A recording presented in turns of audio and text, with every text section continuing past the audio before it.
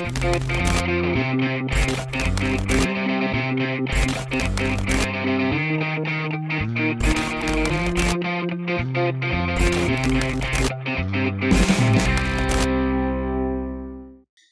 દર્શક મિત્રો, વાતોની વિન્ડો પોડકાસ્ટમાં હું નિશિત જોશી આપનું સ્વાગત કરું છું.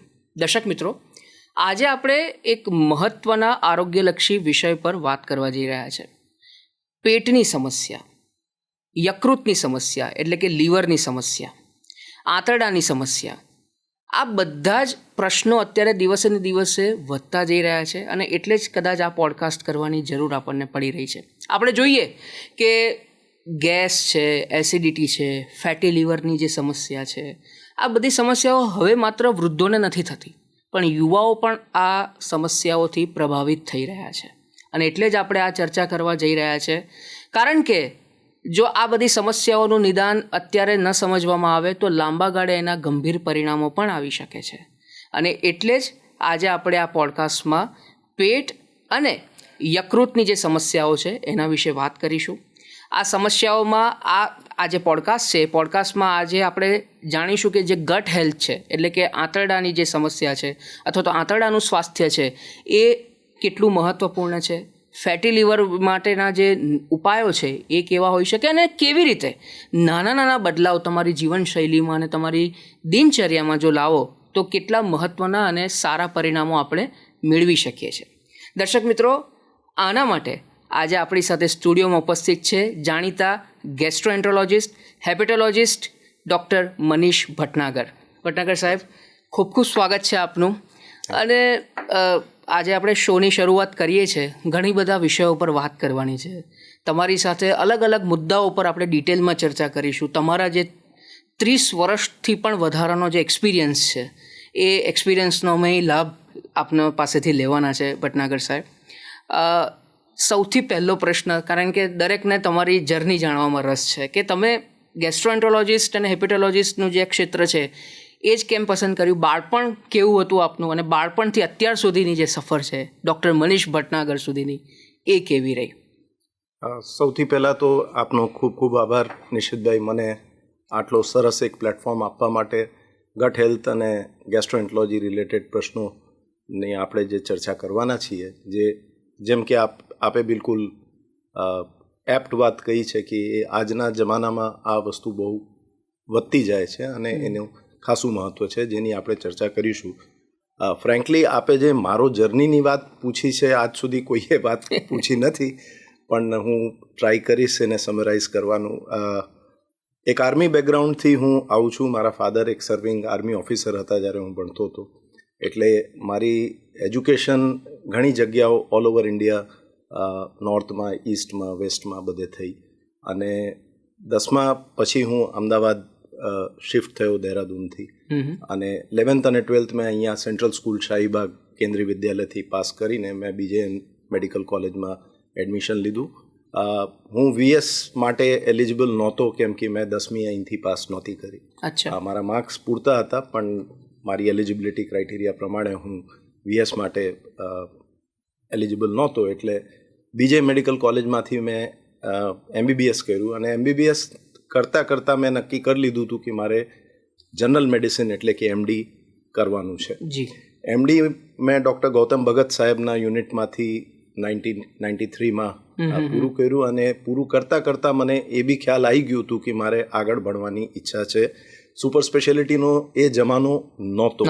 આજના જમાનામાં જ્યારે દરેક મેડિકલ વિદ્યાર્થી પહેલાંથી જ કદાચ નક્કી કરીને આવતો હોય છે કે એ સર્જિકલ અથવા મેડિકલ સુપર સ્પેશિયાલિટી કરશે, અમારા જમાનામાં એ વસ્તુ એટલી બધી કોમન નહોતી અને ઘણા લોકોએ મને એના વિરોધમાં બી સલાહ આપેલી. જ્યારે મેં ગેસ્ટ્રોએન્ટ્રોલોજી કરવાની વાત ઘરમાં કરી, મારા ઘરથી બી મને સલાહ એ મળી કે કાર્ડિયોલોજિસ્ટ બનો, ઓન્કોલોજિસ્ટ બનો, નેફ્રોલોજિસ્ટ બનો, જે બ્રાન્ચીસ એ ટાઈમે ગેસ્ટ્રો કરતાં વધારે વખણાતા હતા અને વધારે લોકોમાં અવેરનેસ હતી. ગેસ્ટ્રોએન્ટ્રોલોજી માટે એવું માનવામાં આવતું હતું કે એમાં કશું ખાસ આપણે કંઈ કરવાનું નથી, કેમ કે ઘરગથ્થુ ઇલાજથી જ મોટે ભાગની વસ્તુઓ થતી હોય છે. ફોર્ચ્યુનેટલી મારી કન્વિક્શન બહુ સ્ટ્રોંગ હતી, એટલે મેં ગેસ્ટ્રોએન્ટ્રોલોજી માટે જ એપ્લાય કર્યું અને ઓલ ઇન્ડિયા એન્ટ્રન્સથી હું મુંબઈમાં સાયન હોસ્પિટલ, લોકમાન્ય તિલક મેડિકલ કોલેજમાં મને એડમિશન મળ્યું. I was in the top 25 in the country. So મને મારા ચોઇસના ટીચર અને ચોઇસના ઇન્સ્ટિટ્યુશન મળ્યું, જેના માટે હું આજે બી બહુ જ ગ્રેટફુલ છું. કેમ કે જે ટાઈપની ટ્રેનિંગ અમને મુંબઈમાં આપવામાં આવી એ જાતની ટ્રેનિંગ આખા ઇન્ડિયામાં હું માનું છું કદાચ બહુ જગ્યા નથી મળી શકતી. બરાબર છે. ત્યાંથી ગેસ્ટ્રોએન્ટરોલોજીમાં ઉત્તીર્ણ થયા પછી મેં થોડુંક સમય યુએસમાં કાઢ્યું, જ્યાં મેં એડવાન્સ પ્રોસિજર્સને એ બધાની નોલેજ લીધી અને 1997માં મેં અમદાવાદમાં આવીને મારી પ્રેક્ટિસ આશ્રમ રોડ એક ક્લિનિકલ ચેમ્બરથી ચાલુ કરી. 2002માં મેં HCG મેડિસર્જમાં હોસ્પિટલ સેટિંગમાં પ્રેક્ટિસ ચાલુ કરી. એ પહેલો હોસ્પિટલ હતો જે ડૉક્ટરો માટે બનાવ્યું હતું અને ડૉક્ટરો ચલાવતા હતા. હવે આજ સુધીનો આ મારો પ્રોફેશનલ જર્ની છે, જેમાં મેં મારી ફિલ્ડના બધા જ સર્ટિફિકેશન્સ અને ડિગ્રીઝ લીધા છે. અને લાસ્ટ 31 યર્સથી હું આ પ્રેક્ટિસના કાર્યમાં સંલગ્ન છું અમદાવાદમાં જ.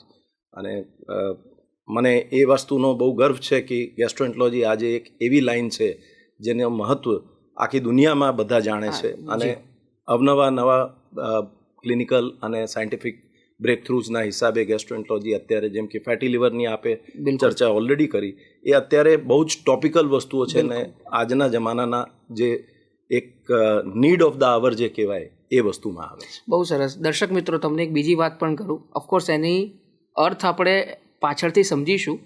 પશ્ચિમ ભારતમાં ફિકલ માઇક્રોબાયોટા ટ્રાન્સપ્લાન્ટ એક પદ્ધતિ છે, આધુનિક પદ્ધતિ.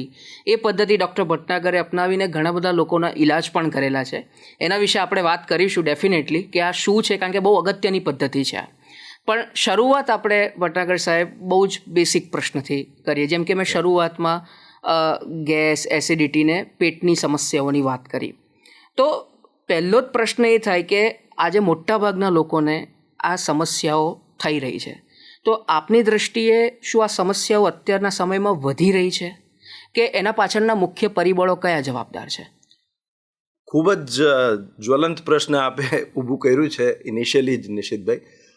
આપની આ વાત એકદમ સાચી છે કે આજકાલ ગેસ, રિફ્લક્સ, એસિડિટી, કબજિયાત, અપચ એટલે ઇન્ડાઇજેશન જે કહીએ, જેમાં દર્દીને એમ લાગે કે એમનું પેટ બરાબર નથી, એનો પ્રચલન વધતું જ જાય છે. અને એની પાછળ ઘણા બધા કારણો છે. પહેલું કારણ જે હું માનીશ એ જે વેસ્ટર્નાઇઝ ડાયટ એટલે કે પશ્ચિમી જે ખાનપાનનો એક રહનસહનનો એક પદ્ધતિ છે એ આપણા દેશમાં એડોપ્ટ કરવામાં આવી છે. આજની તારીખમાં કોઈ બિલ્ડિંગ જેની અંદર લિફ્ટ હોય અને દાદરા હોય, લોકો લિફ્ટ લેવાનું પસંદ કરતા હોય છે. લોકોને 2 કિલોમીટર દૂર બી જવું હોય તો સાધન લઈને જતા હોય છે. બરાબર છે. જૂના જમાનામાં આ વસ્તુ નહોતી, લોકો ચાલતા હતા અને એ એક્સરસાઇઝ જ તમારા નિત્યક્રમને એટલું રેગ્યુલેટ કરતી હતી કે પેટના રોગો સામાન્ય રીતે આપણને બહુ નડતા નહોતા. એટલે કે એક સિડેન્ટરી લાઇફસ્ટાઇલ જે કહીએ, બેઠાડું જીવન જે કહીએ, એ એના માટે એક મુખ્ય કારણ છે. બીજું છે આપણું પશ્ચિમી સભ્યતાનો જે સૌથી ખરાબ તત્વો એડોપ્ટ કરવાની એક જે ટેવ છે. જેમ કે એ વસ્તુઓને અમેરિકા જંક ફૂડ કહે છે. જંક એટલે કે કબાડ, જેની કોઈ વેલ્યુ નથી, અને આપણે એ વસ્તુ ખાઈએ છીએ. નોટ ઓનલી દેટ, આપણા ત્યાં અત્યારે જ્યાં બાળકો રાતના 2 વાગે અને 4 વાગે બી જમવાની વસ્તુઓ લેતા હોય છે, એ પેટના રોગોને એક જાતનો બૂસ્ટર શોટ આપે છે, આમંત્રણ આપે છે. અને એના કારણે ઓબેસિટી જે કે સ્થૂલપનો છે, જે વજન વધી જવાનો પ્રોબ્લેમ છે, એ હવે જેમ આપે બહુ સરસ વાત કહી કે વૃદ્ધાવસ્થાનો હવે રોગ નથી.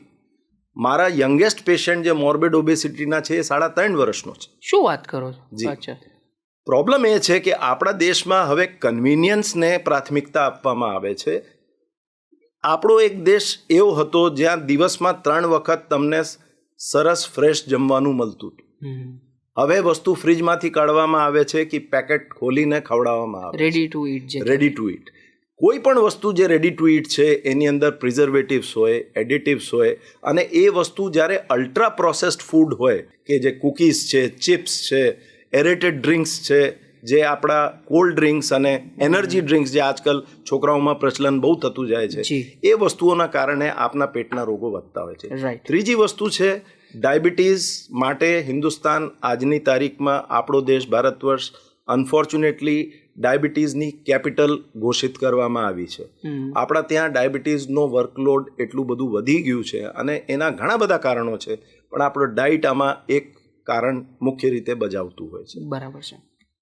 તો પ્લસ છેલ્લી વાત નિશિતભાઈ, કેમ કે આ તો બહુ લાંબો ડિસ્કશન છે, સ્ટ્રેસ, ચિંતાનો જે પ્રમાણ છે જે વધતું જાય છે એના કારણે એસિડિટી, ગેસ, અપચ, ઇન્ડાઇજેશન એ બધું જોવા મળતું હોય. બસ એ મારા પ્રશ્નો આવે જ છે ધીરે ધીરે. પહેલાં હું એક ટર્મિનોલોજી છે એની ઉપર વાત કરવા માંગીશ, IBS અને IBD.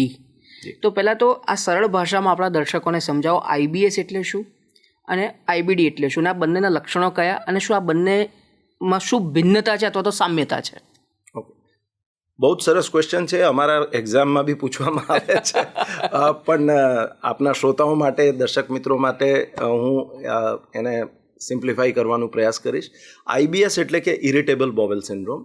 સાદી ભાષામાં કહીએ તો આ એક ચીડિયો આંતરડો છે. એ આંતરડો ચીડચીડો થઈ ગયું છે અને એના કારણો ઘણા છે. જે આંતરડાની વાત છે ને? આંતરડાની વાત. અચ્છા, આંતરડા આપણા ક્યાંક કોમ્પ્રોમાઇઝ થયા છે આનાથી? જી, મોટા આંતરડા. ઓકે. આ બંને રોગો મોટા આંતરડા ને લાગતા વળતા હોય છે, પણ એમાં IBD જે છે એને કહીએ છીએ ઇન્ફ્લેમેટરી બોવેલ ડિઝીઝ.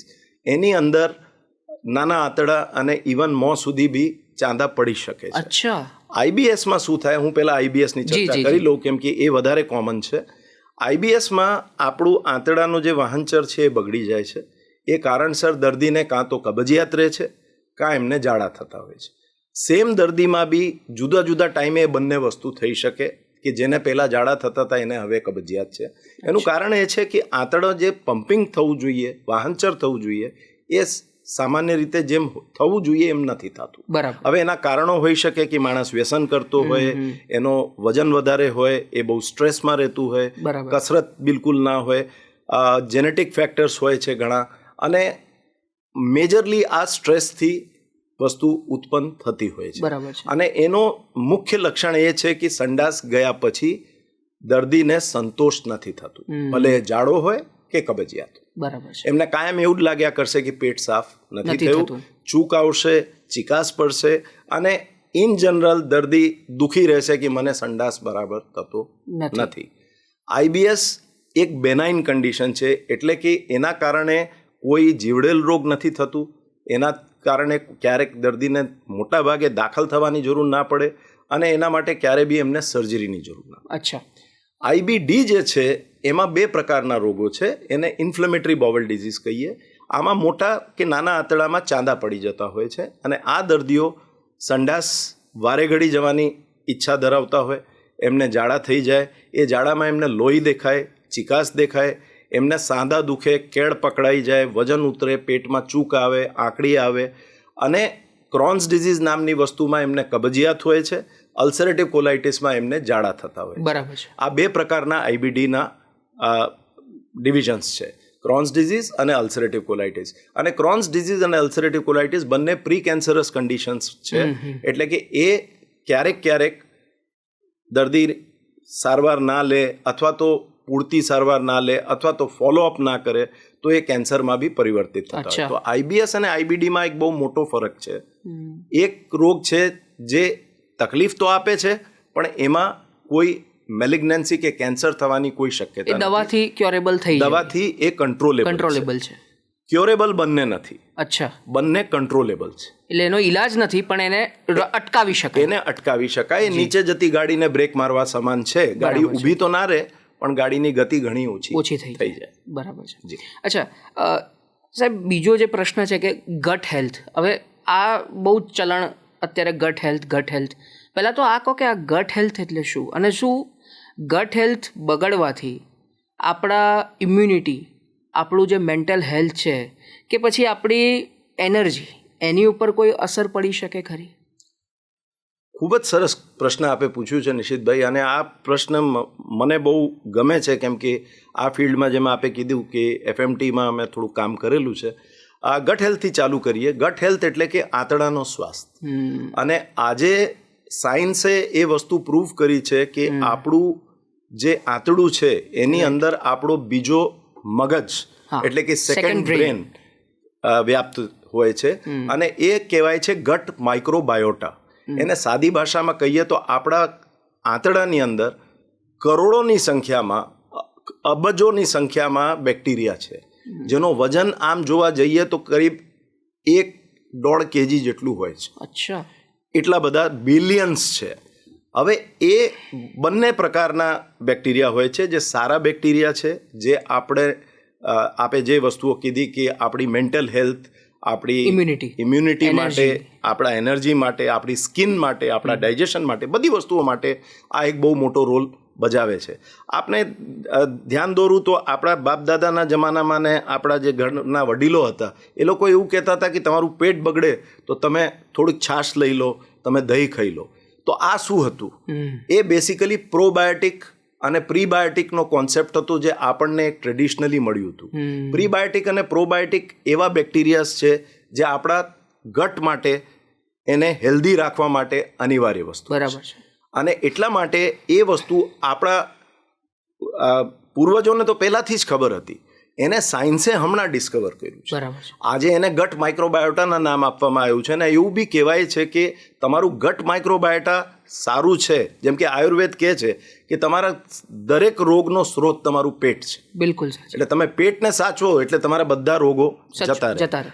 હું એક એલોપેથ છું, પણ આયુર્વેદમાં ઘણી વસ્તુઓ એવી છે જે આજે સાયન્સે પ્રૂવ કરી છે. બરાબર. એટલે આપણે આ બધી વસ્તુઓનું સંરક્ષણ લઈને આપણા દર્દીઓ માટે જે સારું થઈ શકતું હોય આપણે એ એડવાઇસ કરવું જોઈએ. એટલે મારે મારા દર્દીઓને ખાસ વસ્તુ એ કહેવાની હોય છે કે સિઝનલ જે બી તમને ફ્રૂટ મળતું હોય, જે સિઝનનો શાક હોય, જે ફ્રેશ ફૂડ છે, તમે એ જ ખાવાનું પ્રયાસ કરો. અને જે જુદા જુદા કલર્સના ફૂડ આવે, જે રંગ જુદા જુદા હોય, લાલ રંગ હોય, લીલું હોય, પીળું હોય, એ આપણા ડાયટમાં હોવું જોઈએ. જેટલું વધારે કલર્ડ ફૂડ હશે એટલા તમારા એન્ટીઓક્સિડન્ટ્સ વધશે શરીરમાં, તમારું ગટ હેલ્થ સારું રહેશે. અને ગટ હેલ્થથી માણસોને ડિપ્રેશન થાય છે, જ્યારે એ હેલ્થ કોમ્પ્રોમાઇઝ થાય છે, એ વસ્તુ હવે પ્રોવન છે. બરાબર છે. એના કારણે પાર્કિન્સન્સ, એલ્ઝાઇમર્સ જેવા રોગો બી લિંક થયા છે. એના કારણે લિવર હેલ્થ, એના કારણે સ્કિન હેલ્થ, હાર્ટની હેલ્થ, ઇમ્યુનિટી એટલે કે આપણી પ્રતિરોધક ક્ષમતા, એ બધી જ વસ્તુઓ કનેક્ટેડ છે. એટલે ગટ માઇક્રોબાયોટા એક જાતનો આપણો જે કહીએ હોલી ગ્રેલ છે આજની તારીખમાં. સાયન્સ આની ઉપર ઘણું શોધ કરી રહી છે અને વહેલું મોડું આપણી પાસે એવું કોઈ તથ્ય સામે આવશે કે ભાઈ ગટ હેલ્થને આપણે સારું કરવા માટે કદાચ એક ટેબ્લેટ લઈને બી કામ થઈ શકશે. આપણે હજી ત્યાં પહોંચ્યા નથી, પણ એના વિશે ઘણી બધી રિસર્ચ દેશ વિદેશમાં ચાલી રહી છે. બહુ સરસ. એટલે હું એક નટશેલમાં જો આ વસ્તુને સમજાવવાનો પ્રયત્ન કરું તો આંતરડાનું જે સ્વાસ્થ્ય છે એ જાળવવું ખૂબ જ જરૂરી છે. અને જેમ સેકન્ડ બ્રેઇન કેમ કીધું, કારણ કે કરોડોની સંખ્યામાં એની અંદર બેક્ટેરિયા હોય છે. મેં દર્શકોને ઇન્ટ્રોડક્શનમાં જે ફિકલ માઇક્રોબાયોટા ટ્રાન્સપ્લાન્ટની વાત કરી એની સાથે આ પ્રશ્નને જોડી દઉં છું. આ ફિકલ માઇક્રોબાયોટા ટ્રાન્સપ્લાન્ટ એટલે શું અને આનાથી કેવા પ્રકારની નો ફાયદો દર્દીઓને થતો હોય છે? સાહેબ નિશિતભાઈ, પહેલી વાત તો જે હું દર્શકોને જણાવવા માંગીશ કે ફિકલ માઇક્રોબાયોટા ટ્રાન્સપ્લાન્ટ કોઈ બહુ નવી વસ્તુ નથી. એ પહેલાં બી ટ્રાય કરવામાં આવેલું છે અને એના નવા ઇન્ડિકેશન્સ હવે આપણે જાણતા થયા છીએ. હવે હું આપને વાત કરું કે ફિકલ માઇક્રોબાયોટા ટ્રાન્સપ્લાન્ટ છે શું. આપણે એવું માનીએ કે કોઈક દર્દીને આઈબીડી છે, જેમ કે અલ્સરેટિવ કોલાઇટિસ છે કે ક્રોન્સ ડિઝીઝ છે, એ દર્દીને ખૂબ સંડાસ થયા જ કરે છે અને તમે બધી જ જાતની દવાઓ કરો છો, છતાં પણ એ દર્દી દિવસમાં 8 થી 10 વખત સંડાસ જાય છે. તો એવા દર્દીઓ માટે એક હેલ્ધી ડોનર, જેને ગટ હેલ્થ સારી છે, એમનો મળ લેવામાં આવે છે. એ મળને સ્ટરીલાઇઝ કરવામાં આવે છે. સ્ટરીલાઇઝ ઇન ધ સેન્સ કે એવું નથી કે એને આપણે કોઈ રેડિયેશન આપીએ છીએ, પણ એને એક સર્ટન પ્રોસેસથી પાસ કરીને કે એનાથી કોઈ જીવાણુ જે વાયરસ બીજા હોય એ ના જતા રહે. એટલે એ ટેસ્ટિંગ કરીને એને પછી કોલોનોસ્કોપ, જે કે અમારો સાધન હોય છે જે અમે મળમાર્ગથી અંદર નાખતા હોઈએ છીએ મોટા આંતરડાને જોવામાં, એના થ્રુ એક ટ્યુબથી એ જે ડોનર છે, જે કે એક હેલ્ધી માણસ છે, એમના મળને અમે એ દર્દીના આંતરડાની અંદર પહોંચતું કરીએ છીએ. એ કરવાથી શું થાય છે કે જે હેલ્ધી માણસનો ગટ માઇક્રોબાયોટા છે એ હવે એ દર્દીમાં ત્યાં વિકસિત થવાનું ચાલુ થઈ જાય છે. બરાબર છે. વિદેશમાં એને હવે કેપ્સ્યુલના ફોર્મમાં બી આપે છે, જેને પૂપ કેપ્સ્યુલ કહેવાય છે. પૂપ એટલે કે મળ, એને પૂપ કેપ્સ્યુલ કહેવાય. એ લેવામાં આવે છે. એ કેપ્સ્યુલને એવી રીતે બનાવવામાં આવે છે કે એ પેટની અંદર ના ખુલે અને જઈને આંતરડાની અંદર જ ખુલે. પ્રોબ્લેમ એક જ હોય છે કે જ્યારે આપ દર્દીને એમ કહો કે તમારા શરીરમાં બીજા કોઈનો મળ અમે મૂકશું, તો ઘણા લોકો એ વસ્તુથી કમ્ફર્ટેબલ નથી હોતા. પણ એનો ઇન્ડિકેશન છે, જેમ કે એક રોગ છે જેને અમે કહીએ છીએ ક્લોસ્ટ્રીડિયમ ડિફિસિલ કોલાઇટિસ. એ એવો રોગ છે જ્યાં દર્દીને એન્ટીબાયોટિક્સ આપવામાં આવી હોય છે અને એના કારણે એમનું આંતરડું એક છલની જેવું થઈ જાય છે, જેના કારણે એમને સંડાસ બંધ જ નથી થતું. અને એ એક એવી વસ્તુ છે જેમાં માણસ જીવ બી ગુમાવી શકે છે. એવા કેસમાં ફિકલ માઇક્રોબાયોટા ટ્રાન્સપ્લાન્ટ ઓલમોસ્ટ 100% રિઝલ્ટ આપતું હોય છે. કેમ કે એ જે હેલ્ધી ગટથી લીધેલું મળ છે એ દર્દી માટે એક અમૃત બની જાય છે. બરાબર છે. આઈબીડી એટલે અલ્સરેટિવ કોલાઇટિસ અને ક્રોન્સ ડિઝીઝના જે રેઝિસ્ટન્ટ કેસીસ છે એમાં બી એમનો રોલ છે. અને એન્ટીબાયોટિક એસોસિએટેડ ડાયરિયાઝ માટે તો આ એક રામબાણ ઇલાજ છે જ્યારે ક્લોસ્ટ્રીડિયમ ડિફિસિલ થયેલું. એટલે હવે અત્યારે ફૂલ ફ્લેજ લેવલ ઉપર ઇમ્પ્લિમેન્ટ થયેલું છે. મારા અત્યાર સુધીમાં ઓલમોસ્ટ 200 થી વધારે કેસીસ મેં કરેલા છે. અને દે આર હેલ્ધી, અને most of them are quite healthy. Okay, આપણે ગટ હેલ્થની વાત કરી અને નેક્સ્ટ હવે મારો જે પ્રશ્ન છે ફેટી લીવર ઉપર છે. આજે જેમ મેં ઇન્ટ્રોડક્શનમાં કીધું કે આ ફેટી લીવરની સમસ્યા માત્ર વૃદ્ધોને નથી, હવે યુવાનો 25-30 વર્ષના યુવાનો ફેટી લીવરથી પીડિત છે. પહેલાં તો આ ફેટી લીવર એટલે શું અને આના પ્રકારના પાછળના કેવા પ્રકારના કારણો છે જે જવાબદાર છે? તમે શરૂઆતમાં વાત કરી, પણ આને થોડુંક ડિટેલમાં આપણે ચર્ચા કરીએ. જી, ફેટી લીવર નિશિતભાઈ 21મી સદીનો એક મહામારી કહી શકાય, એક એપિડેમિક કહી શકાય. ફેટી લીવરને સાદી ભાષામાં હું કહું આપણા દર્શક મિત્રો માટે તો લીવર ઉપર ચરબી એટલે કે ફેટી લીવર. ચરબી જામી જવી, ચરબી જામી જાય. અને લીવર જે છે યકૃત જે આપણે કહીએ એનો વેટ સામાન્ય રીતે 750 થી 800 ગ્રામ એક નોર્મલ ઇન્સાનમાં હોય છે. કદાચ થોડાકમાં 1200 ગ્રામ સુધી બી જાય, પણ એનાથી વધારે નથી હોતું. હવે જ્યારે આપણું વજન વધે, ધારો કે મારું વજન છે 70 કિલો અને હું 70 માંથી 85 કિલો થઈ જાઉં, તો આજે એક્સેસ મારું 15 કિલો વજન વધ્યું એનો એક અંશ મારા લીવરની અંદર બી જશે અને એને અમે ફેટી લીવર કહીએ. હવે સામાન્ય રીતે 10 વર્ષ પહેલા બી એવું કહેવામાં આવતું હતું કે ફેટી લીવર છે એમાં કંઈ બહુ ચિંતા કરવા જેવું નથી. એ એક ફેલેસી છે. ફેટી લીવર થવાના મુખ્ય કારણોમાં સ્થૂલપનો એટલે કે ઓબેસિટી, બીજો કારણ છે ડાયાબિટીસ, કેમ કે ડાયાબિટીસમાં આપણા શરીરમાં શુગર લેવલ્સ વધારે હોય એટલા માટે એ જે ફેટ છે એ લીવરની અંદર ડિપોઝિટ થવા મળે. ત્રીજી વસ્તુ છે હાઇપોથાઇરોઇડિઝમ એટલે કે થાઇરોઇડ ઓછું કામ કરતું હોય, એનાથી બી શરીરમાં ફેટ વધતું હોય છે. ચોથો રીઝન છે કે આપણે એક્સરસાઇઝ ના કરવું, સિડેન્ટરી લાઇફસ્ટાઇલ. પાંચમો રીઝન છે આપણે પ્રોસેસ્ડ ફૂડ.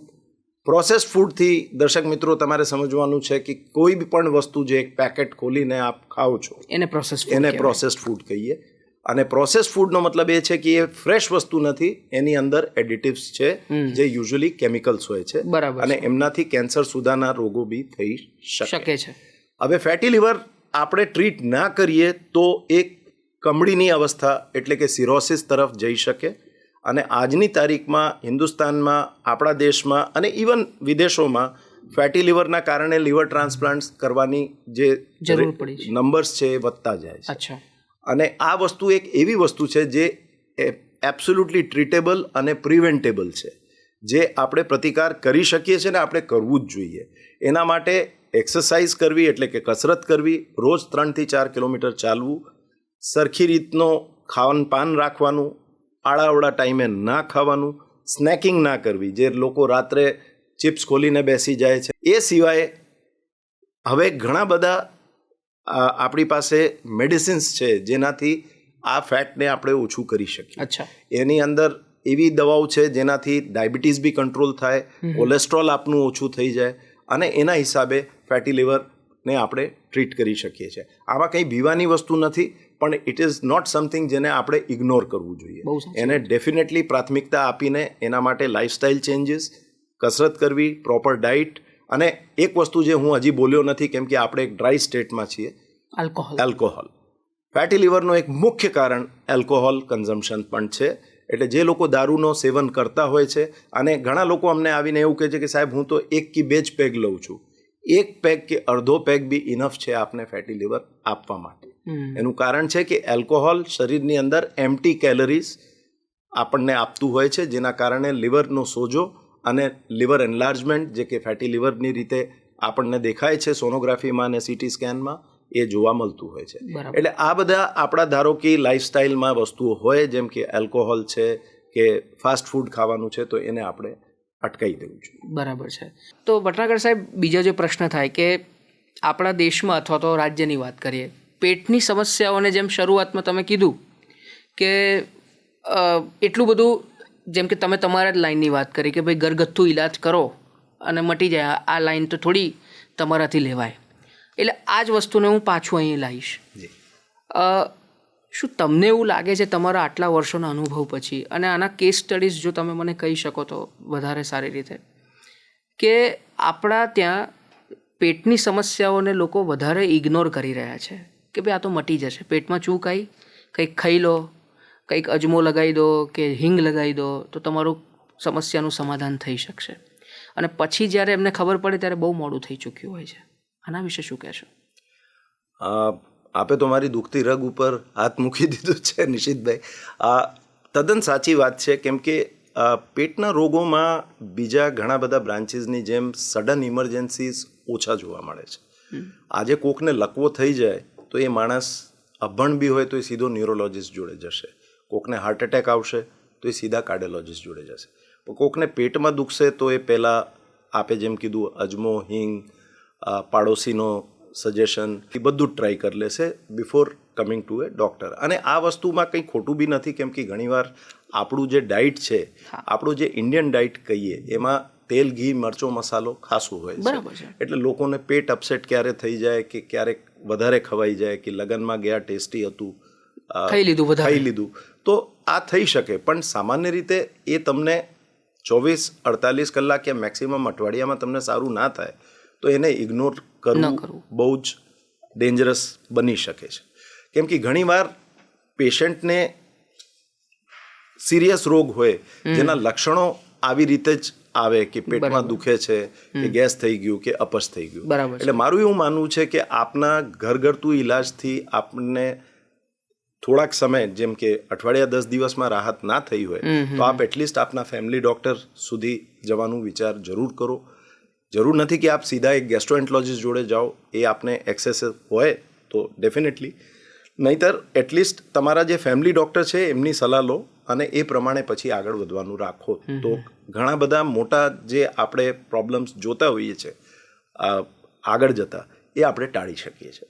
સિમ્પલ એક આપને દાખલો આપું, આપે કેસ સ્ટડીની વાત કહી. મારી પાસે એક જેમને છેલ્લા 1-1.5 વર્ષથી પગે સોજા આવતા હતા. અચ્છા. એમનો એક જ લક્ષણ હતું કે સાહેબ મને પગે સોજા આવે છે, અને એ હું રાત્રે 2 ઓશિકા પગ નીચે મૂકીને સૂઈ જાઉં તો સવાર સુધીમાં ઉતરી જાય છે, પણ હું પગ લબડાઈને બેસું 2-3 કલાક તો મને સોજો આવે છે. દર્દીને બીજી કોઈ તકલીફ નહોતી, એ બીજા કોઈ દર્દી સાથે મારી સાથે આવ્યા હતા, એમને જસ્ટ બેઠા બેઠા મારી સાથે આ ચર્ચા કરી. જ્યારે બી કોઈ દર્દી આવી રીતે વાત કરે તો અમે એક હિસ્ટ્રી લેતા હોઈએ છીએ, જેનાથી અમને ખબર પડે કે ભાઈ દર્દીને ભૂતકાળમાં શું થયું છે. તો મેં એમને પૂછ્યું કે ભાઈ આપ કોઈ વ્યસન કરો છો, જેમ કે ડ્રિંક કરો, કે આપને કોઈ બીજો રોગ છે, કે આપને કોઈ એવી દવા ચાલે છે, તો એના બધાના એમના જવાબ ના હતું. પછી એમને મને કીધું કે હા સાહેબ, મને નાનો હતો ત્યારે એક વખત કમળો થયેલું. હવે મને એ તો ખબર નથી કે ઝેરી કમળો હતો કે સાદો કમળો હતો, પણ એ ટાઈમે મારી બહુ જ ખરાબ પરિસ્થિતિ હતી ને મારા મા બાપે એવું કીધું હતું કે તું મળતા મળતા બચી ગયો. હવે એ વાત એ કાકા બી ભૂલી ગયા હતા, પણ એમની આ વાત ઉપર આપણે એમના બ્લડ ટેસ્ટ કરાયા અને એમાં આપણને જાણવા મળ્યું કે એમને હેપેટાઇટિસ બી, જે કે એક જાતનું ઝેરી કમળો છે, એમને હતું, અને એના કારણે એમનો લીવર બગડીને સિરોસિસ તરફ પહોંચી ગયું હતું, જેના કારણે એમને પગે સોજા આવતા હતા. એટલે આ એક જાતની સાયલેન્ટ વસ્તુ છે જે ખીચડી અંદર પાકતી રહે છે, અને એનો સ્વાદ આપણને જ્યારે જાણવા મળે ત્યાં સુધીમાં ખાસું મોડું થઈ જતું હોય છે. એટલે મારું કહેવાનું એ જ છે કે કોઈ પણ અજુગતું લક્ષણ એને ઇગ્નોર ના કરવું. બરાબર છે. આજે પગનો સોજો હતો, એમાંથી આપણને એક જીવડેલ રોગ વિશે જાણવા મળ્યું ને આપણે એ પેશન્ટને ટ્રીટ કર્યું, અને પાછળથી આ પેશન્ટનો ટ્રાન્સપ્લાન્ટ બી થઈ ગયું છે, અને એ પેશન્ટ હવે આજની તારીખમાં સ્વસ્થ છે. ઇન શોર્ટ તમારા શરીરમાં કોઈ પણ પ્રકારના ફેરફાર થાય તો એને ધ્યાનમાં રાખો અને તરત જ ડૉક્ટરને બતાવો. ચોક્કસ. બહુ સાચી વાત. બીજો ડૉક્ટર સાહેબ પ્રશ્ન એ થાય છે કે ઇન્ટરમિટન્ટ ફાસ્ટિંગની બહુ અત્યારે ચલણ ચાલ્યું છે એનું, લોકો ઇન્ટરમિટન્ટ ફાસ્ટિંગ કરે છે, તો શું આ ગટ હેલ્થને મજબૂત રાખવા માટેનો આ શ્રેષ્ઠ ઉપાય છે? લોકો એવું કહેતા હોય છે, તો આના વિશે તમારું શું મત છે?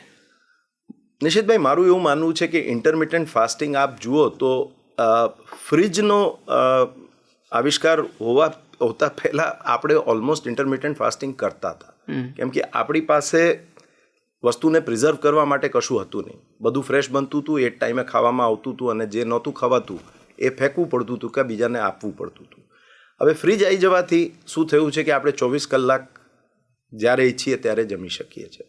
ઇન્ટરમિટન્ટ ફાસ્ટિંગ બહુ જ સારી વસ્તુ છે. ધારો કે આપ એક 16, 8 અથવા તો 13, 14 કલાકનો વિન્ડોમાં રાખી શકો તો એ વસ્તુ કરવામાં કોઈ જ વાંધો નથી. ઘણા બધા સમુદાયો છે, જેમ કે જૈન સમુદાયની વાત કરું, જે આ વસ્તુ ધાર્મિક રીતે કરતા હોય છે, જે એ સૂર્યાસ્ત પછી નથી જમતા.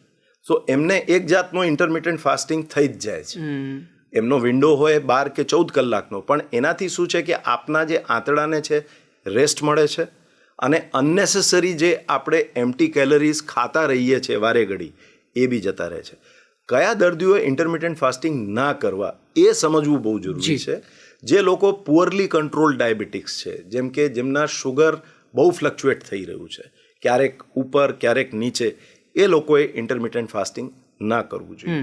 જે લોકો સર્જરીથી કે કોઈ મોટી બીમારીથી રિકૂપ કરતા હોય એમને ઇન્ટરમિટન્ટ ફાસ્ટિંગ ના કરવું જોઈએ. જે દર્દીઓને ઓલરેડી વીકનેસ કોઈ પણ કારણસર અતિશય લાગતું હોય એમને ઇન્ટરમિટન્ટ ફાસ્ટિંગ ના કરવું જોઈએ. પણ ઇન્ટરમિટન્ટ ફાસ્ટિંગ જે લોકો કરી શકે છે એમના માટે એક બહુ સારો વિકલ્પ છે, વેટ લોસ માટે, એમની ડાયટ ક્રેવિંગ્સને કંટ્રોલ કરવા માટે, અને એક ડિસિપ્લિન લાઈફસ્ટાઈલ જીવવા માટે. અને એ આપની ગટ હેલ્થને રેસ્ટોર પણ કરે છે, કેમ કે એ આપની ગટને આરામ આપે છે. તો આપની દ્રષ્ટિએ એ કરે તો સારું છે, પણ કન્ડિશન અપ્લાઇડ કે આ દર્દીઓને એપ્રોપ્રિએટ સેટિંગમાં જેને જરૂર છે એ કરે તો ડેફિનેટલી. અને આપ જોઈ જ શકો છો, જે લોકો ચુસ્ત ધર્મ જૈન ધર્મનું પાલન કરતા હોય છે એ બધા કરે જ છે, અને એમાં કોઈ બહુ મોટી વસ્તુ નથી હોતી. આમાં કદાચ 2 મહિના લાગતા હોય છે તમારા મગજને ટ્રેન થવામાં કે આપણને આ સમય પછી જમવાનું નહીં મળે, પછી એ ક્રેવિંગ્સ જે હોય છે ખાવાની એ જતી રહે છે. પણ એ 2 મહિનાના ગાળામાં તમને વિચાર બી જે આવે છે રાત્રે એ જમવાના જ આવશે. એટલે એ ડિસિપ્લિન હેરાન થવાનું છે. અચ્છા, બીજો પ્રશ્ન એવો છે સર કે સવારે ઉઠીને ખાલી પેટે એવો ટ્રેન્ડ વધ્યો છે, એટલે હું કહું છું કે લીંબુ પાણી પીવાનું અને કાં તો પછી ડિટોક્સ ડ્રિંક લેવાના. હવે આનો કોઈ વૈજ્ઞાનિક આધાર છે આપની દ્રષ્ટિએ, અને શું આ કરવું વાજબી છે? વૈજ્ઞાનિક આધારની વાત કરું નિશિતભાઈ, તો વિજ્ઞાનમાં આના ફોર અને અગેન્સ્ટ બંને જ વસ્તુઓ છે. અચ્છા. અને હું એમ માનું છું કે આપને એસિડિટીનો પ્રમાણ વધારે હોય તો તમારે આ બધું ના કરવું જોઈએ. અને આ બધા જે ડિટોક્સ ડ્રિંક્સના નામે જે ગ્રીન ટી ને એ બધુંનો પ્રચલન બહુ ચાલ્યું છે, એ હું પર્સનલી મારા પેશન્ટ્સને એની ના પાડતો. અચ્છા.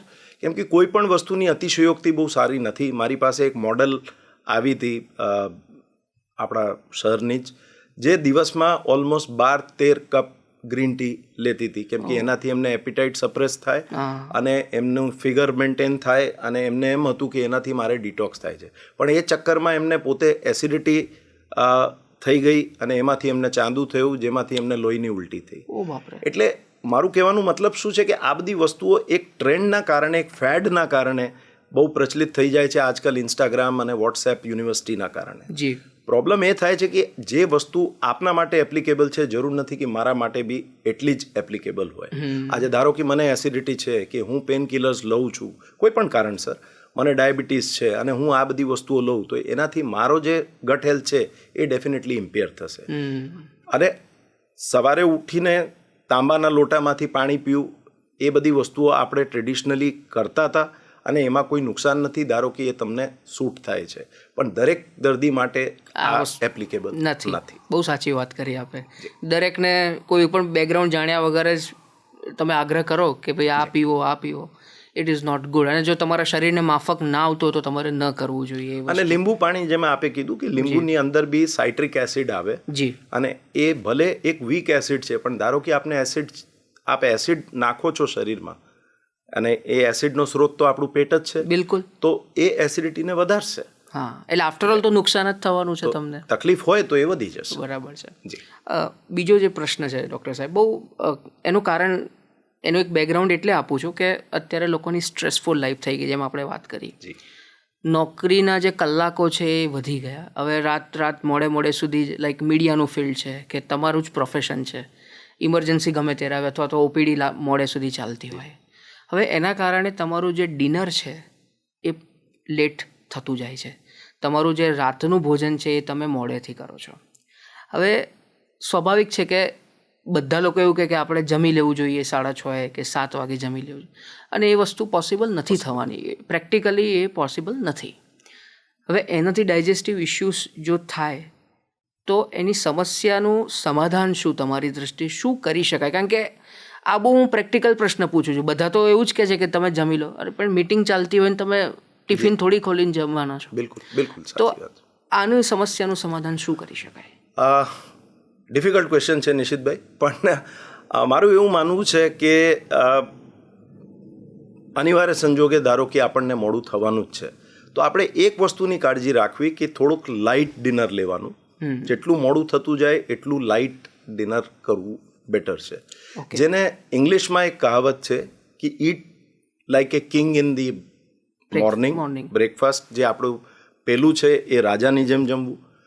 બપોરનું જે ખાનપાન છે એક સામાન્ય માણસ કોમનરની જેમ જમવું, અને રાતનો જે છે એ ભિખારા જેવું જમવું. એને અમે ડાયટરી ફનેલ કહીએ છીએ. ફનેલ એટલે કે આપણો જે પીપો આવે જેનાથી આપણે તેલ કાઢીએ. હવે એ ફનેલની આપણે શેપ જોઈએ તો મોં સૌથી મોટું છે, પછી એ નાનું થતું જાય એકદમ નીચું. આપણે એ જ ફોલો કરવું જોઈએ. એટલે કે સવારનો જે આપનો બ્રેકફાસ્ટ છે એ અરાઉન્ડ 45% તમારું ટોટલ ડાયટરી નીડ સપ્લાય કરવું જોઈએ ઇન ટર્મ્સ ઓફ કેલરીઝ. 41% કે 35% જેવું તમારું લંચ હોવું જોઈએ, અને બાકીનો જે બાકી રહી ગયું એ આપનું ડિનર હોવું જોઈએ. બીજું કે ગમે એટલી વસ્તુ મોડી થાય આપણો ડિનર, 1 કલાક સુધી પછી ઊંઘવાનું નહીં. અચ્છા. થોડુંક ટેલવાનું રાખો કે બેસીને ભલે ટીવી જોઈ લો, પણ આળા ના પડી જશો. અચ્છા. એ બહુ જરૂરી છે. આ 1 કલાકનો ગેપ જે છે એ બહુ જ જરૂરી છે સૂતા પહેલા. ઓકે. 1 કલાકનો ગેપ રાખવાનો. જમ્યા પછી 1 કલાક સુધી આળા ના પડો તો ઘણા બધા પ્રશ્નો જેમ કે ગેસ છે, અપચ છે, કબજિયાત છે, એમાં આપને ઘણી રાહત દેખાશે. અને એક વસ્તુ અમદાવાદ માટે ખાસ, કેમ કે આપણે અમદાવાદમાં બેઠા છીએ, પાણી પીવાનું રાખો આખા દિવસમાં. બરાબર. એ તો ઓફિસમાં બી સંભવ છે. જી. 3 લીટર મિનિમમ આપણે બધાએ પીવું જોઈએ, સિવાય કે જેમને કિડનીના રોગો છે બધાએ 3 લીટર પાણી પીવું જોઈએ. અચ્છા. એ બહુ જ જરૂરી છે. આપણે એક સિમ્પલ એક્સપેરિમેન્ટ છે, આપ જોજો કાલે, જસ્ટ મેજર કરજો કે આપ કેટલું પાણી પીઓ છો. હું આપને ખાતરી આપું છું કે 80% લોકો 1.5-2 લીટરથી વધારે પાણી નથી પીતા. સો આ એક બહુ સિમ્પલ વસ્તુ છે. મારે હોસ્પિટલમાં મારો જે સ્ટાફ છે મેં એમને કહ્યું જ છે કે મારો ગ્લાસ ખાલી દેખાય તો તમારે પાણી ભરી જવાનું, અથવા તો મારી બોટલ ત્યાં જ પડી હોય છે, અને એ મારો નિયમ છે કે હું હોસ્પિટલથી નીકળું એ પહેલાં મારે 2-2.5 લીટર તો થઈ જ ગયા હોય છે. બરાબર છે. એ બહુ સિમ્પલ વસ્તુ છે જે બધા જ કરી શકે છે. ઓકે. તમે વાત કરી તો પાણીની વાત કરી છે, તો હું થોડીક એસિડિટીની પણ વાત કરી લઉં. અમુક વખત એવું લોકો કહેતા હોય છે કે તમને એસિડિટીની સમસ્યા હોય તો ખૂબ પાણી પીવો, પુષ્કળ પાણી પીવો. તો શું આ વાત સાચી છે? પુષ્કળ પાણી પીવાથી એસિડ ડાયલ્યુટ થશે નિશિતભાઈ, તો આમ ટેકનિકલી જોવા જઈએ તો આ વાત સાચી છે, પણ પાણીથી એસિડિટી મટવાની નથી. એટલે એસિડિટી થવાના હવે જે કારણો છે એ બહુ વેલ અન્ડરસ્ટુડ છે. ક્રોનિક જે એસિડિટી કહીએ છીએ એ એક જાતનું સંક્રમણ છે જેને એચ પાયલોરી કહીએ છીએ. એચ પાયલોરી નામનો એક જીવાત હોય છે જેને હેલિકોબેક્ટર પાયલોરી કહીએ. એ આપણા પેટમાં હોય છે અને એના કારણે એસિડની ઉત્પત્તિ આપણા શરીરમાં વધતી હોય છે, અને જે ડ્યુડનલ અલ્સર કહીએ, જે કે ચાંદી પડી જાય છે નાના આંતરડામાં, એ બી એચ પાયલોરીના કારણે જ થાય છે.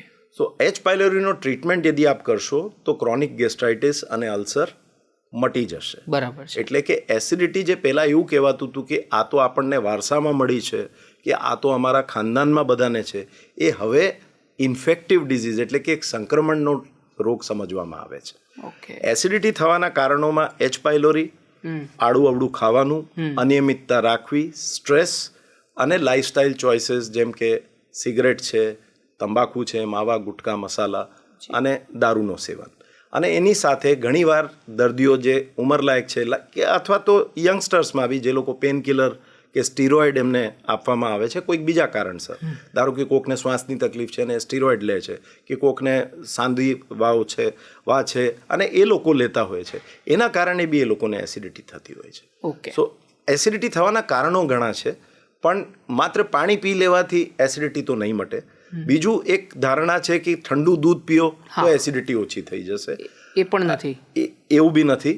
એટલે આ બધી વસ્તુઓ કરતાં આપ એનો પ્રોપર ટ્રીટમેન્ટ કરો, એક ડાયટનો રેગ્યુલેશન રાખો, એક્સરસાઇઝ કરો અને સ્ટ્રેસ મેનેજ કરો. બરાબર. તો એસિડિટી ઉપર વિજય પાવી કોઈ બહુ અઘરી વસ્તુ નથી. તમે સ્ટ્રેસ મેનેજમેન્ટની વાત કરી, એ થોડુંક ડિફિકલ્ટ છે, પણ જો કારણ કે સ્ટ્રેસ તો રહેવાનો જ છે, કામ છે અત્યારની ફાસ્ટ લાઈફમાં, એટલે you have to manage the stress. તમે બહુ સરસ શબ્દ વાપરો, સ્ટ્રેસ મેનેજમેન્ટની વાત. નિશિતભાઈ, એનો હું ખાલી આ કહેતો નથી, મેં આ વસ્તુ મારી લાઈફમાં ઇમ્પ્લિમેન્ટ બી કરી છે. 2013થી હું સાંજની ઓપીડી નથી કરતો. અચ્છા. અને એનો મતલબ એ નથી કે હું મારા દર્દીઓને નહીં જોઉં. કોઈ ઇમરજન્સી હશે તો હું અડધી રાતે બી 4 વાર જઈને જોઈ આવીશ, પણ રૂટીન વર્ક મેં એક ટાઈમ પછી બંધ કરી દીધું છે. અને એનાથી શું થાય છે કે આપણને એક સમય મળે છે ઇન્ટ્રોસ્પેક્શનનો અને પોતાના બીજા કોઈ હોબીઝ હોય એને ફોલો કરવા માટે. સ્ટ્રેસ માટે મને એવું લાગે છે કે દરેક માણસે એક હોબી લઈને એટલો સ્વાર્થી થવું કે 30 મિનિટ એ હોબી પાછળ એ રોજ કોઈ પણ ગિલ્ટ વગર સમય આપે. બરાબર. એક કંઈક પણ હોઈ શકે. મને ખબર છે તમને વાંચવાનું બહુ શોખ છે, મને ખબર છે કે આપને લખવાનું શોખ છે, આપ સારા વક્તા બી છો. આપ કોઈ પણ હોબીને એ 30 મિનિટ રોજ આપો, એ આપના માટે એક ડિસ્ટ્રેસિંગનો એક બહુ મોટો મહામંત્ર બની જશે. બની શકે કે મને ગીત ગાવાનો શોખ હોય, કે મને બોક્સિંગ કરવાનો શોખ હોય, કે મને સાયકલિંગ કરવાનો શોખ હોય. ઇટ ડઝન્ટ મેટર કે આપને શું છે, અને એમાં કોઈ ગિલ્ટ નહીં લાવવાનું કે મેં આ અડધો કલાક ખરાબ કર્યા. એ મારા માટે છે, એ મારા સ્વાસ્થ્ય માટે બહુ જરૂરી છે, માનસિક અને શારીરિક બંને. બરાબર. અને એ કરવાથી આપ જોશો કે આપના સ્ટ્રેસને આપ ઓછું કરી શકશો. મને ખબર છે આપ એક રિસ્પોન્સિબલ જગ્યા બેઠા છો, અમે ડૉક્ટર્સ છીએ, અમારે અડધી રાતે બી જવું પડે, એ બધું થાય છે. એ part and parcel of life છે. આ એવી વાત છે કે વિરાટ કોહલી એમ કહે કે બોલર બહુ ફાસ્ટ નાખે છે, ભાઈ તારે તો એમને રમવું જ પડશે. So there is no getting out of it. So Virat Kohli is great because he has that mental strength. So we have to build that strength ourselves. We are not Virat Kohlis, but in our own way we have to bat well in the match of life. અને એના માટે stress તો આપણે manage કરવું જ પડે. અને stress મેનેજમેન્ટને જેટલું આપણે કોમ્પ્લિકેટેડ માનીએ છીએ એટલું કોમ્પ્લિકેટેડ છે નહીં. આમાં પ્રાયોરિટીઝની વાત છે. બરાબર. આપ એક વખત નક્કી કરશો કે આપની હેલ્થ આપની પ્રાયોરિટી છે તો આપ એ કરી શકશો. આપ વર્કને પ્રાથમિકતા આપશો, જે જરૂરી બી છે, તો એક સમય સુધી આપો. ઓફિસને ઘેર ના લઈ જાઓ, ઘેરને ઓફિસ ના લઈ આવો. I think that works fine. Perfect. અને આઈ એમ મેરિડ ટુ એ ડૉક્ટર, એટલે અમારા ઘરમાં એક અનસ્પોકન રૂલ છે કે અમે ડૉક્ટર્સ કે હોસ્પિટલ્સની ચર્ચા નહીં કરીએ. બરાબર છે. કેમ કે પછી એવું જ થાય કે 24 કલાક તમે એ જ એન્વાયરમેન્ટમાં રહો, જેનાથી આપણે એક બ્રેક તો બહુ જ જરૂરી છે. બહુ સાચી વાત છે. ડૉક્ટર સાહેબ, બીજા જે પ્રશ્નો છે કે અત્યારે દવાઓનું જે ચલણ છે એ વધ્યું છે લોકોમાં, અને તમે પણ કદાચ એવું ઓબ્ઝર્વ કર્યું હશે કે કદાચ દવાની જરૂર ન હોય અમુક નાનકડી સમસ્યાઓ માટે, તો બી લોકો દવાઓ પર નિર્ભર થતા ગયા છે. અને આમાં જો થોડુંક બીજું પણ એડ કરી દઉં કે અનનેસેસરી ટેસ્ટ પણ લોકો કરાવતા થયા છે, અથવા તો એમને સજેશન કરવામાં આવે છે કે તમે કરી લો. હવે આ બંને વસ્તુને તમારે થોડુંક ડિટેલમાં કહો કે આ કેટલું યોગ્ય છે, કારણ કે ઓફકોર્સ એક પક્ષ છે ડૉક્ટરનો પણ છે અને એક દર્દીઓનો પણ છે. કારણ કે કાં તો દર્દીઓ જ એટલા એ થઈ જાય છે ચિંતિત કે મારા બધા ટેસ્ટ કરાવી લો ને હજારો રૂપિયા ખર્ચી કાઢે છે, અને ન લેવાની દવાઓ પણ અમુક વખતે ઉતાવળમાં લઈ લેતા હોય છે. તો આપના પ્રશ્નને હું 2 ભાગમાં ડિવાઈડ કરું. જી. આપે જે દવાની વાત કરી, દવા આપણા દેશમાં અનફોર્ચ્યુનેટલી નિશિતભાઈ આ સત્ય છે, ઓફકોર્સ થોડો કોન્ટ્રોવર્શિયલ વ્યૂ પોઈન્ટ હોઈ શકે આ, કેમ કે આપણા દેશમાં કોઈ પણ દવા લેવા માટે એ ફરજિયાત નથી કે ડૉક્ટરનો પ્રિસ્ક્રિપ્શન હોય, કેમ કે ઘણા લોકો સીધા જઈને કેમિસ્ટને એમના લક્ષણો કહીને દવાઓ લઈ લેતા હોય છે, અને ઘણા તો અડધા ડાક્ટર પોતાની જાતને સમજતા જ હોય છે. કોવિડના સમયમાં અમે આ વસ્તુ બહુ જોઈ જ છે, આપે બી જોયેલી છે, જ્યાં લોકો સેલ્ફ મેડિકેશન કરતા હતા, જાતના અખાતરા કરતા હતા, અને એના કારણે ઘણા લોકોને કિડની ને લીવર ફેલ સુધી થયેલા છે, આપણે જોયેલું જ છે. બીજી વાત જે આપે કહી કે અનનેસેસરી ટેસ્ટિંગ, એના બે પહેલુઓ છે. પહેલાં હું ડૉક્ટર છું એટલે પહેલાં હું ડૉક્ટરના પહેલુંની વાત કરી દઉં. આજકાલ અમે જોઈએ છે, અને હું આમાં કંઈ સારું છે કે ખોટું છે એ ચર્ચા નથી કરી રહ્યો, પણ જે હકીકત છે એ બયાન કરી રહ્યો છું કે ઘણા ડૉક્ટરો હવે ડિફેન્સિવ મેડિસિન પ્રેક્ટિસ કરતા થઈ ગયા છે, કેમ કે આજનો જમાનો હવે એક લિટિજિનસ સોસાયટી તરફ જઈ રહ્યો છે, જ્યાં જાતના લોકો કેસો કરે છે, અને એક વિશ્વાસનું એક ડેફિસિટ વધતું જાય છે, જેને ટ્રસ્ટ ડેફિસિટ આપણે કહીએ છીએ. એટલે કોઈ પણ ડૉક્ટર હવે ચાન્સ લેવા માંગતો જ નથી. આપણે જ્યારે મોટા થતા હતા, આપણને ઠંડી લાગીને તાવ આવે તો આપણો ડૉક્ટર આપણને મલેરિયાની દવા લખી આપતો હતો, અને આપણને સારું બી થઈ જતું. પણ હવે એવું છે કે ધારો કે તમે મલેરિયાની દવા લખી અને દર્દીને મલેરિયા નહોતું, તો એમના સગા આપના માથે આવીને બેસશે. બહુ સાચી. અને એને ટાળવા માટે ઘણા લોકો ડિફેન્સિવ મેડિસિન કરતા હોય છે, જેમાં એ જાતના રિક્વાયર્ડ અને નોન રિક્વાયર્ડ ટેસ્ટ પણ લખતા હોય છે. પરફેક્ટ. એ હવે આજની તારીખમાં થઈ રહ્યું છે. બીજી વસ્તુ જે મારા પ્રોફેશનનો એક સેડ ટ્રુથ છે કે કમર્શિયલ કન્સિડરેશન્સના હિસાબે બી ઘણા લોકો આ લખતા હોય છે. એ નિંદનીય છે, અને એ ના જ થવું જોઈએ, પણ it is nobody's case to say કે આ નથી થતું. એટલે આ વસ્તુ બી આપણે સમજવાની જરૂર છે. એની સામે જે દર્દીનો પક્ષ છે કે ઘણીવાર પ્રેશર ડૉક્ટર ઉપર દર્દી અને એમના સગાઓનો હોય છે કે સાહેબ આપણે પૈસાની કોઈ ચિંતા નથી, તમે બધા ટેસ્ટ કરાવો. અને એ જ દર્દીને જ્યારે નોર્મલ બધા રિપોર્ટ્સ આવે તો એમ કહે કે ડૉક્ટરે તો ખોટા અમારા પૈસા પડાવી દીધા. So it's a no win situation because of the trust deficit. So મને એવું લાગે છે કે સોસાયટીમાં ડૉક્ટર પેશન્ટ રિલેશનશિપનો રિપેર બહુ જ જરૂરી છે.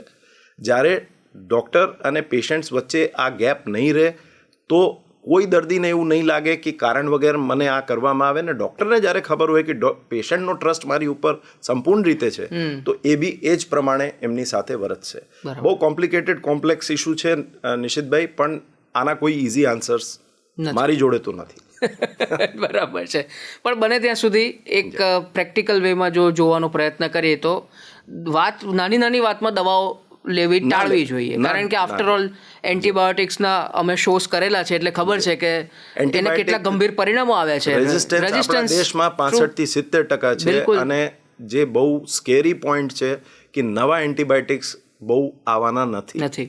એટલે આપણી પાસે જે છે એને આપણે બહુ જ સાચવીને યુઝ કરવું જોઈએ. બહુ સાચી વાત છે.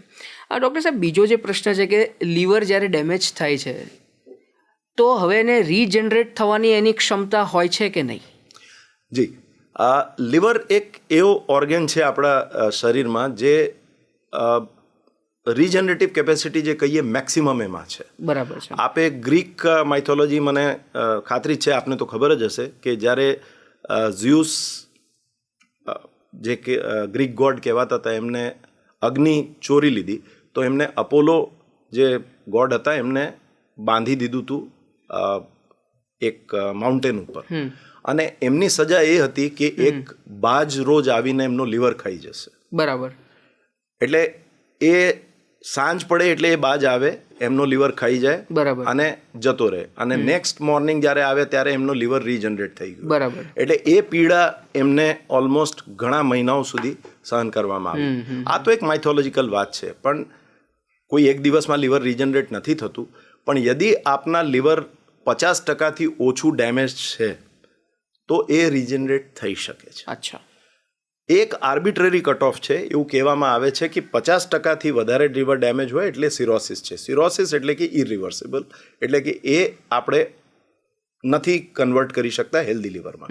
પણ ધારો કે આપનો લીવર 30% ડેમેજ છે, 70% કામ કરે છે, તો એ 70%ને 100% સારું કરી શકાય. અને એ જ રીઝન છે કે લિવિંગ રિલેટેડ ડોનર ટ્રાન્સપ્લાન્ટ, એટલે કે ધારો કે આપને ભગવાન ના કરે પણ આપને લીવરની જરૂર છે ને હું આપને લીવર આપવા માંગુ છું. હવે આપણા બે પાસે એક જ લીવર છે, તો હું કઈ રીતે તમને આપું? કિડની તો લોકો પાસે બે છે, એક આપી દીધી, મારું કામ બી ચાલ્યું, બીજાનું બી ચાલ્યું. પણ અહીંયા શું થાય છે કે લીવરમાં 8 અંશ હોય છે. એ 8 અંશની પોતાની બ્લડ સપ્લાય અને નર્વ સપ્લાય છે.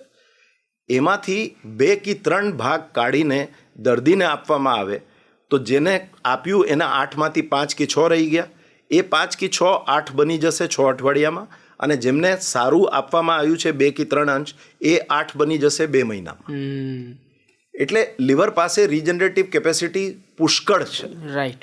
એટલા માટે જ આપણે કહીએ છીએ કે આ વસ્તુઓ પ્રિવેન્ટેબલ છે, ટ્રીટેબલ છે અને રિવર્સિબલ છે, પણ 50% ડેમેજ ના થાય ત્યાં સુધી. આગળ તમે ઇન્ટ્રોડક્શનમાં એક વાત કરી હતી કે ભાઈ ડાયરિયા કોન્સ્ટન્ટ થતા હોય ને એ બધા પ્રશ્નો છે. ડાયરિયાની જ મારે વાત કરવી છે કે વારંવાર જો ડાયરિયા થઈ જતા હોય ફ્રિકવન્ટલી, કારણ કે હું લીવરની વાત પછી કરું છું, પણ મને આ એક પ્રશ્ન બ્રેક પહેલાં મને વિચાર આવ્યો એટલે મેં કીધું તો હવે એના ઘણા બધા રીઝન્સ હોઈ શકે તમારા ધ્યાનમાં, કારણ કે કેસીસ તમારે ત્યાં પણ આવતા હશે. કોઈ એવા કેસ સ્ટડી તમે ડિસ્કસ કરવા માગો છો તો એમાં શું કારણો હોઈ શકે અને એમાં કેવા પ્રકારના પરિણામો પણ આવ્યા છે અને અત્યારે શું પરિસ્થિતિ છે? ખૂબ જ રસપ્રદ પ્રશ્ન છે નિશિતભાઈ. ડાયરિયા અમારા માટે, ગેસ્ટ્રોએન્ટરોલોજિસ્ટ માટે એક ડે ટુ ડે ઇસ્યુ છે.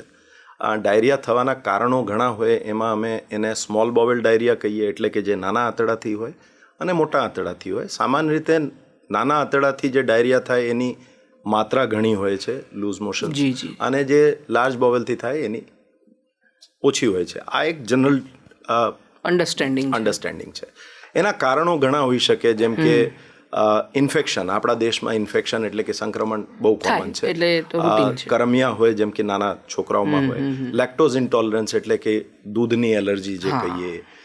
ગ્લુટેન સેન્સિટિવિટી જેમ કે ઘઉંની એલર્જી કહીએ. અલ્સરેટિવ કોલાઇટિસ, આઈબીડીની આપણે ઓલરેડી ચર્ચા કરેલી છે. ક્રોન્સ ડિઝીઝ, પછી આઈબીએસ, ઇરિટેબલ બોવેલ સિન્ડ્રોમ, એના કારણે હોઈ શકે. દર્દીને અનકન્ટ્રોલ ડાયાબિટીસ હોય જેના કારણે ડાયાબિટીક ડાયરિયા હોય, કે થાઇરોઇડના કારણે એન્ડોક્રાઇન ડાયરિયાસ હોય. અને તમે એક કેસ સ્ટડીની વાત કરી એટલે મને જસ્ટ ધ્યાન આવ્યું, એ બહુ કોમન વસ્તુ નથી કે મારી પાસે એક મિડલ એજડ તો ના કહું, યંગ લેડી જ કહીએ, એ આવ્યા હતા અને એમને વારે ઘડી ડાયરિયા છેલ્લા ઓલમોસ્ટ 10-12 મહિનાથી થતા, એટલે ઓલમોસ્ટ વર્ષથી, અને એ ઘણા બધા ડૉક્ટરો પાસે જઈ આવ્યા હતા અને એમાં કશું કારણ પકડાતું નહોતું. મોટી ફાઇલ હતી, એમાં ઘણી બધી તપાસો થયેલી, જે રૂટીન તપાસો હોય છે, જેમ કે બ્લડ શુગર છે, કે સંડાસની તપાસ છે, ને કલ્ચર છે સંડાસનું, એ બધું થયેલું જ હતું. એટલે મારે એમને ક્લિનિકલ સિવાય કંઈ બહુ કરવાનું બાકી રહેતું નહોતું. એટલે એમની આખી હિસ્ટ્રી અડધો કલાક લીધા પછી બી મને કોઈ ક્લુ નહોતો મળતું કે એમને કેમ આમ થાય છે. એક સ્ટેજમાં મને એવું બી લાગ્યું કે કદાચ કોઈ જાતની ફૂડ એલર્જી હશે, કે ભાઈ મેં એમને એ બી કીધું કે તમે એક ડાયરી જેવું રાખો, ને એમને કીધું, મેં સાહેબ એ બી રાખીને જોયું, નથી મેળ પડતું. પછી ઓચિંતાનો મને વિચાર આવ્યો અને મેં એમનું HIV એટલે કે જે વાયરસથી એડ્સ થાય છે એનો ટેસ્ટિંગ કરાવ્યું. બેનને બહુ અજુગતું લાગ્યું, એ બહુ નારાજ બી થયા કે તમે આ ટેસ્ટ કેમ માંગો છો ને આમ તેમ. મેં કહ્યું મને એ કરાવવાની ઈચ્છા એટલા માટે છે કે આપને અનએક્સપ્લેન્ડ ડાયરિયા છે અને સમટાઈમ્સ HIV કારણે બી આ થઈ શકે, કેમ કે HIV એક એવો વાયરસ છે જે આપણા આખા શરીરને ઇમ્પેક્ટ કરે છે. બરાબર છે. અને એનાથી આપણી પ્રતિરોધક ક્ષમતા એટલે ઇમ્યુનિટી ઓછી થાય, એટલા માટે એને હ્યુમન ઇમ્યુનો ડેફિશિયન્સી વાયરસ કહીએ છીએ. અને ખાસું નારાજ થયા પછી બેને આ તપાસ કરાવી અને શી ટર્ન્ડ આઉટ ટુ બી HIV પોઝિટિવ. જી. હવે ત્યારે રેટ્રોસ્પેક્ટિવ હિસ્ટ્રીમાં જાણવા મળ્યું કે એમના લાઇફસ્ટાઇલ ચોઇસીસ એવા હતા જેના કારણે એમને આ થયું છે. એમને પછી મેં એક ઇન્ફેક્શિયસ ડિઝીઝ સ્પેશિલિસ્ટને રિફર કર્યું, જેમને એમની ટ્રીટમેન્ટ કરી છે અને આજની તારીખમાં એ બેનને આ પ્રોબ્લેમ સોલ્વ થઈ ગયું છે. પણ હવે એમને HIVની ટ્રીટમેન્ટ, જે કે એક લાઈફ લોંગ વસ્તુ છે, લેવી પડે. એટલે મારું કહેવાનું મતલબ શું છે કે ડાયરિયા થવાના કારણો ઘણા હોઈ શકે. ડાયરિયા માત્ર એક લક્ષણ છે. Diarrhoea is not a disease, it is just a sign. The sign has to guide us to the diagnosis. અને એ બહુ જરૂરી છે કે દર્દીને એમની ડાયગ્નોસિસ એટલે કે જે રોગ છે એનો લેબલ મળે, કેમ કે નહીતર એમના મગજમાં કોન્ફ્લિક્ટ અને સ્ટ્રેસ રહેશે કે મને શું છે. બરાબર છે. એટલે આ પણ દર્શકોને જાણવું જરૂરી છે કે ડાયરિયા જો થતા હોય તો એના ઘણા બધા રીઝન્સ હોઈ શકે. ઓફકોર્સ HIV તો વન ઓફ ધ ફેક્ટર્સ છે, પણ તમે જે આગળ જે વાત કરી થાઇરોઇડના કારણે છે કે બીજા કોઈ અન્ય કારણો છે, ડાયાબિટીસ બહુ જ કોમન છે. અચ્છા, ડાયાબિટીક ડાયરિયા બહુ જ કોમન છે, કેમ કે જે દર્દીઓનો શુગર જે 3 મહિનાનો એવરેજ અમે કહીએ ગ્લાયકોસિલેટેડ હિમોગ્લોબિન એ 7.5 ઉપર છે, એમાં આ થવાની શક્યતા ઘણી છે. ડાયરિયા અને કોન્સ્ટિપેશન બંને જ ડાયાબિટીક પેશન્ટ્સમાં જોવા મળે, કેમ કે એમાં ન્યુરોપેથી થઈ જાય, એટલે કે આપણા જે સ્નાયુઓ છે એ નબળા પડી જાય. બરાબર છે. ઓકે, હું પાછો લીવર ડિસીઝ ઉપર આવવા માંગુ છું ભટનાગર સાહેબ. લીવર ડિસીઝમાં જેમ પહેલાં વાત કરી કે અમુક ઇગ્નોરન્સ હોય છે અથવા તો ઇગ્નોર કરતા હોય છે વસ્તુઓને કે ભાઈ આ તો મટી જશે, કંઈક દુખાવો થતો હોય, આ હોય.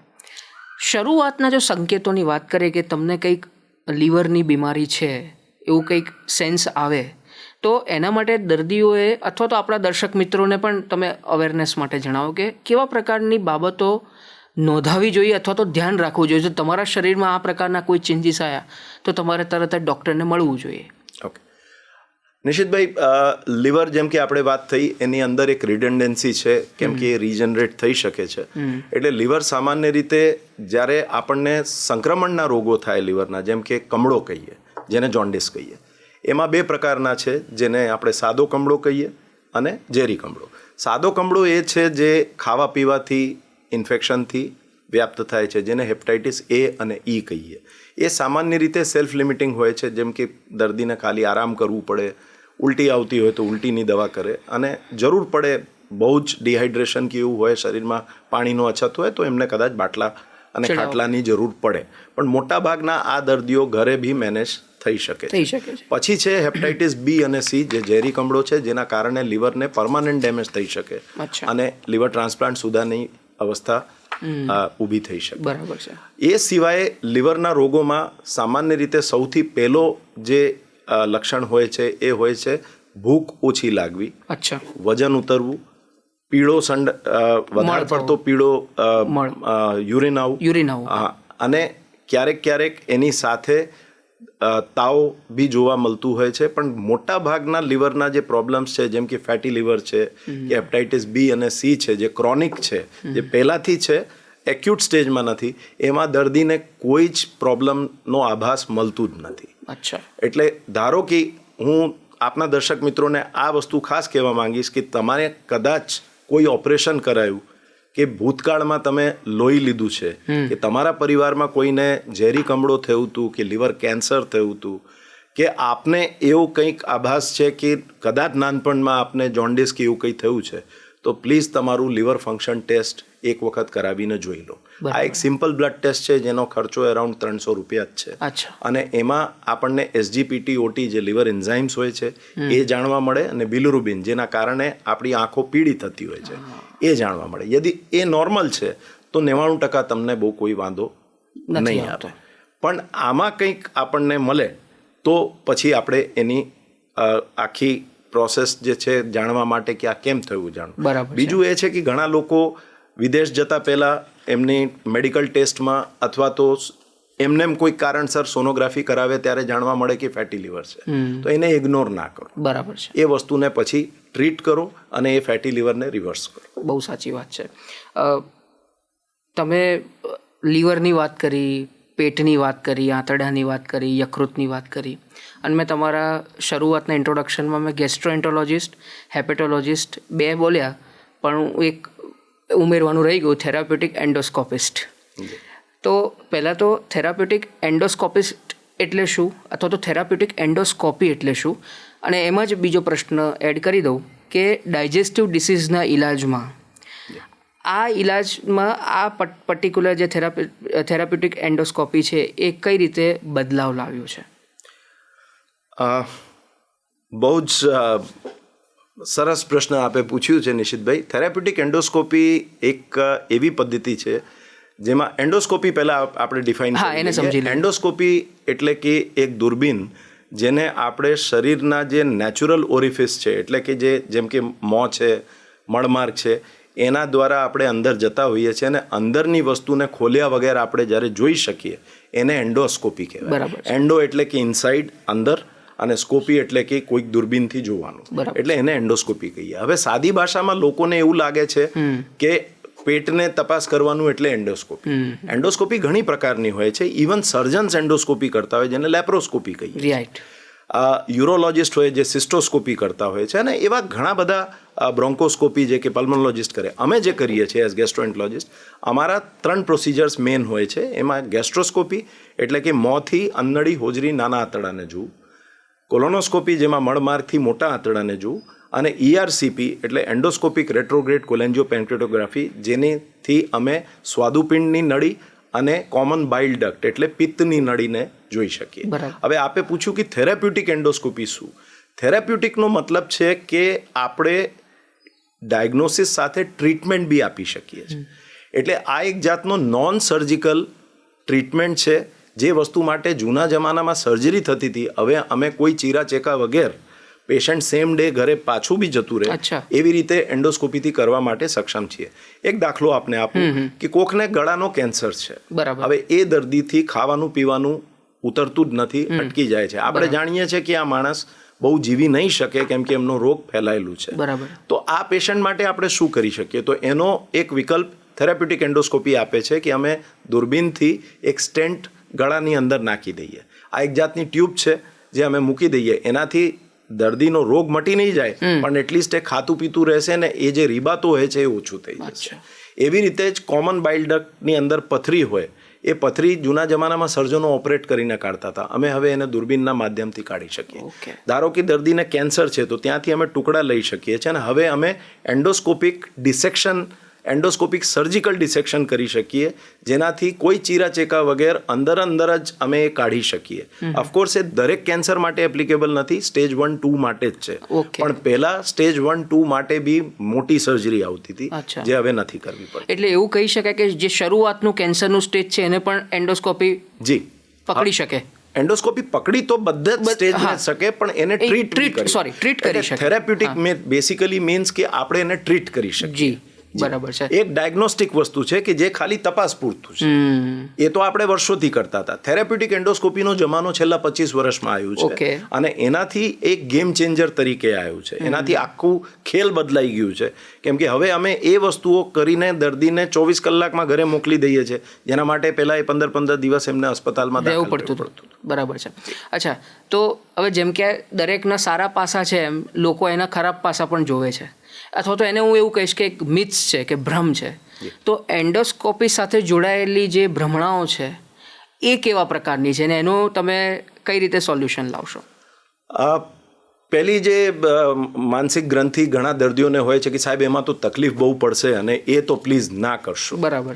હવે પહેલી વાત જે મારે દર્દીઓને કહેવાની છે કે જૂના જમાનાના એન્ડોસ્કોપ્સ કરતાં આજના જે એન્ડોસ્કોપ્સ છે એ બહુ જ પાતળા અને વધારે પાવરફુલ અને સારા થઈ ગયા છે. અને પ્રોપરલી ટ્રેન્ડ એન્ડોસ્કોપિસ્ટ પાસે આપ એન્ડોસ્કોપી કરાવો તો એમાં કોઈ જાતનું પેન કે એવું થતું નથી.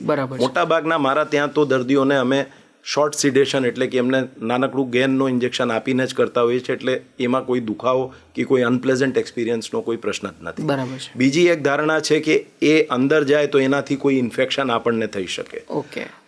જે વ્યાજબી છે, પ્રોવાઇડેડ આપ જે ડૉક્ટર પાસે ગયા છો એ પ્રોપર ડિસઇન્ફેક્શન પ્રોટોકોલ્સ ફોલો ના કરતા હોય, જે આજના જમાનામાં એકચ્યુઅલી લીગલી બી પોસિબલ નથી. એટલે એ બધા જ કરતા હોય છે, એટલે એમાં બી તમારે કોઈ બહુ ચિંતા કરવાની જરૂર નથી. ઘણા લોકોને એમ પણ છે કે સાહેબ એન્ડોસ્કોપી કેટલી વાર કરાવીએ, એકથી વધારે વખત કરીએ તો એ રિસ્કી ના કહેવાય. આ એક જાતનો ડાયગ્નોસ્ટિક પ્રોસિજર છે. જે રીતે આપ જઈને સોનોગ્રાફી ઘણી વખત કરાવી શકો છો કે લોહીની તપાસ કરાવી શકો છો, આ બી એક જાતની તપાસ અને ટ્રીટમેન્ટ છે. એટલે એને બી ગમે એટલી વાર આપણે કરી શકીએ છીએ.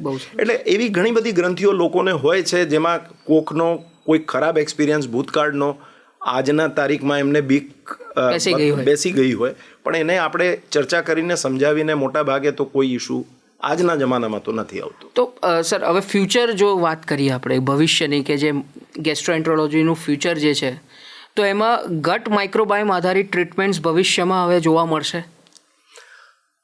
I hope so. નિશિતભાઈ, આના ઉપર ઘણી બધી શોધ થઈ રહી છે. હું બેસિક રિસર્ચર નથી, પણ મને એ ખબર છે કે ઇન્ડિયામાં ઘણા સેન્ટર્સમાં, યુએસમાં બહુ બધા મોટા માથાઓ આની પાછળ છે. આ જેમ મેં કીધું એક જાતનું હોલી ગ્રેલ છે. This will be like personalised medicine, customised medicine, જેમાં તમારા ગટ માઇક્રોબાયોટાથી એ નક્કી કરવામાં આવશે કે તમને કયો એન્ટીબાયોટિક સજશે, તમને કયો પેનકિલર સારું રહેશે, તમને કઈ દવા મિનિમમ દવાઓથી સારું રહેશે. અને એક બહુ રેડિકલ થોટ છે કે નોટ ડ્રગ્સ બટ બગ્સ. એટલે એને સાદી ભાષામાં કહું કે ગોળીઓ ખાવા કરતાં આપણે જીવાણુ લઈશું જેનાથી આપણી ગટ હેલ્થ સુધરી જશે અને આ ઘણા બધા પ્રોબ્લેમ સોલ્વ થઈ જશે. હજી આપણે ત્યાં પહોંચ્યા નથી, પણ ફિકલ માઇક્રોબાયોટા ટ્રાન્સપ્લાન્ટની જેમ આપણે અગાઉ બી ચર્ચા કરી, અને આઈ એમ વેરી થેન્કફુલ કેમ કે આ વસ્તુ સામાન્ય રીતે ચર્ચાઓમાં આવતી જ નથી. એ પહેલો સ્ટેપ છે, આ પહેલો પગથિયું છે. હજી આપણે બહુ લાંબો રસ્તો આપણી સામે છે, પણ આઈ થિંક પહેલો સ્ટેપ લેવાઈ ગયું છે, એટલે આપણે આગળ વધતા જ જશું. તો ભવિષ્યમાં હજુ પણ વધારે એડવાન્સ ડેફિનેટલી ગેસ્ટ્રોએન્ટરોલોજીનો ભવિષ્ય બહુ જ બ્રાઇટ છે.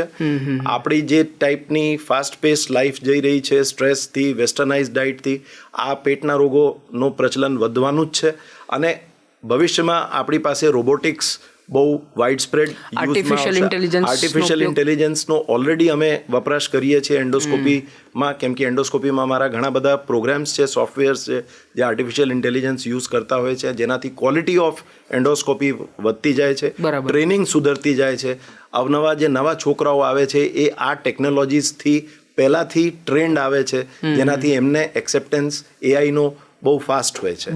એટલે મારા જનરેશનવાળા માટે નહીં, પણ અમે બી શીખીએ છીએ, કેમ કે શીખવાનું બંધ થતું નથી અને એ ચાલી રહ્યું છે. ઇન્ડસ્ટ્રી તરફથી બી અમને સારો સપોર્ટ છે, કેમ કે નવા એન્ડોસ્કોપ્સ, અવનવા જે બી એક્સેસરીઝ અને અમારા ટૂલ્સ છે એ બધા સારા થતા જાય છે. એટલે રોબોટિક્સ, એઆઈ પ્લસ પર્સનલાઇઝડ મેડિકેશન વેર બગ્સ ડ્રગ્સ કરતાં કદાચ પ્રાથમિકતા રાખશે, એ કદાચ ભવિષ્યમાં જોવા આપણને મળી શકે. બહુ સારી વાત કરી કે બગ્સ અને ડ્રગ્સ, આની તમે વાત કરી. આપણે પોડકાસ્ટના અંત તરફ જઈ રહ્યા છે સર, અને એમાં પહેલાં એક નાનકડો રેપિડ ફાયર રાઉન્ડ આપની પાસે રમવો છે, અને પછી મારા 1-2 પ્રશ્નો છે, અને પછી આપણે શો પૂરો કરીએ. પણ પ્રશ્ન મારો ટૂંકો હશે, આપને જવાબ પણ ટૂંકો આપો એવી અપેક્ષા છે. સવાલ ટૂંકા, જવાબ પણ ટૂંકા. શરૂ કરું છું. શું રોજ એન્ટીસાઇડ લેવું સુરક્ષિત છે? ના. વધારે પાણી પીવાથી એસિડિટી ઠીક થઈ જાય? ના. શું સ્પાઇસી ફૂડ અલ્સરનું કારણ બની શકે? ક્યારેક. ઓકે. શું દરેક વખતે ગેસ કે એસિડિટીની સમસ્યા માત્ર ખાનપાનથી જ જોડાયેલી હોય છે? ના. ગટ હેલ્થ માટે સૌથી શ્રેષ્ઠ ભોજન હોય તો એ કયું સારી ગટ હેલ્થ માટે? હું તો કહીશ માનો બનાવેલું ફ્રેશ ફૂડ. એક સૌથી ખરાબ આદત જે પેટને નુકસાન પહોંચાડે છે? જમીને તરત સૂઈ જાઉં.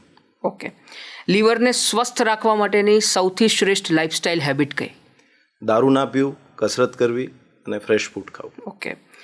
એક એવી વાત અથવા તો એક એવી વસ્તુ કે જે તરત બંધ કરી દેવું જેથી ડાયજેશન અને પાચન આપણું સુધરી જાય?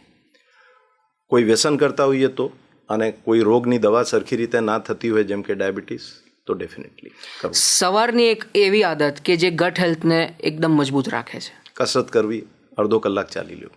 બરાબર. એક એવી ફૂડ આઇટમ કે જે ઓછી ખાય લોકો તો વધારે સારું રહેશે? Sweets. Late night dinner myth કે fact? Late night dinner unfortunately fact, avoidable. 35-40 વર્ષ પછી એવા કયા હેલ્થ ટેસ્ટ આપણે કરાવવા જોઈએ? એનો ટૂંકો જવાબ આપવું નિશિતભાઈ થોડું અઘરું છે, પણ ડિપેન્ડ કરશે કે આપને આગળ શું તકલીફ હતી. તો એક કામ કરીએ, એને આપણે પાછળ લઈ લઈએ છીએ. જી.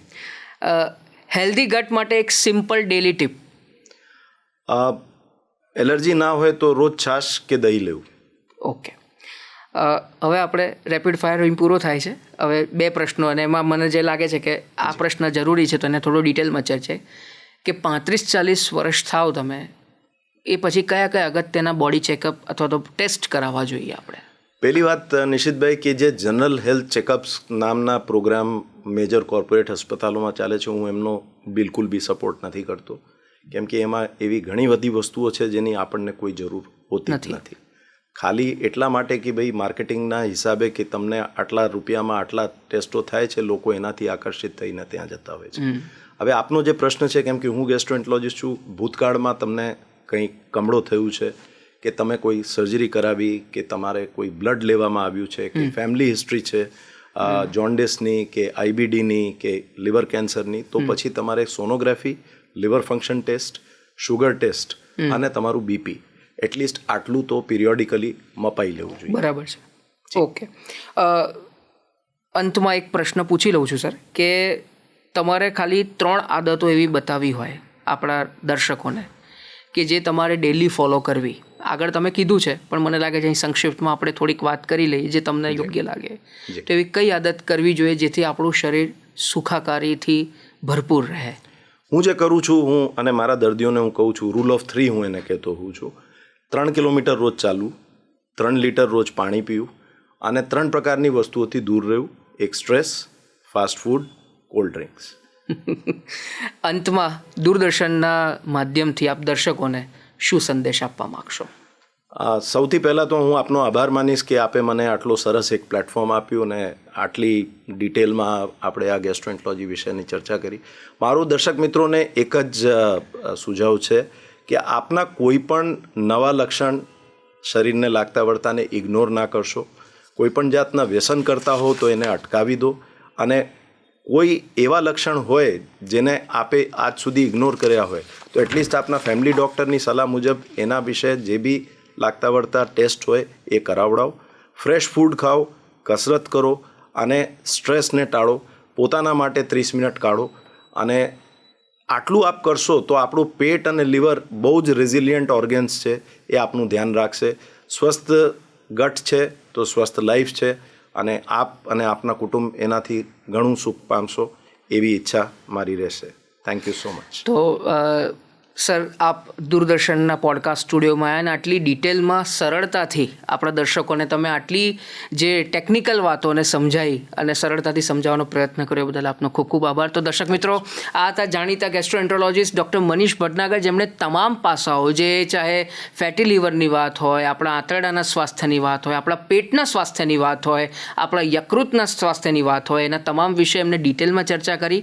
એમણે એવી નાની નાની વાતો કહી છે કે જે એવી નાની નાની વાતો, જે 3 રૂલ્સની એમણે જે વાત કરી કે 3 કિલોમીટર ચાલો, 3 લીટર પાણી પીવો અને 3 જે મુખ્ય વ્યસનો છે એ વ્યસનોથી દૂર રહો, તો જેનાથી આપણું આ નાની આદતોને બદલાવથી આપણા શરીરમાં એક અલગ પ્રકારની ઉર્જા ઉત્પન્ન થશે. આપણે હંમેશા હેલ્ધી રહીશું, સ્વસ્થ રહીશું અને મસ્ત રહીશું. આ વિચાર સાથે અત્યારે બસ આટલું જ. આવતા શનિવારે ફરીથી એક નવા મહેમાન સાથે આપણે પોડકાસ્ટ સ્ટુડિયોમાં ઉપસ્થિત થઈશું. ત્યાં સુધી અમને રજા આપશો. નમસ્કાર.